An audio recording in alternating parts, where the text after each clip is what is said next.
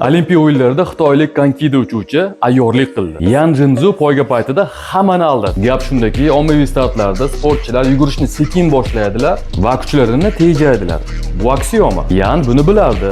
Unda reja tug'ildi. Agar startda yulqinib, hammadan o'zib ketib, poygani oxiriga o'tib olsam-chi? Xuddi shunday ham qildi. Davrada oldinga chiqib, oxirgi ishtirokchi bilan yonma-yon turdi. Go'yo u hali ham oxirida. Vizual jihatdan u hali ham outsiderga o'xshardi.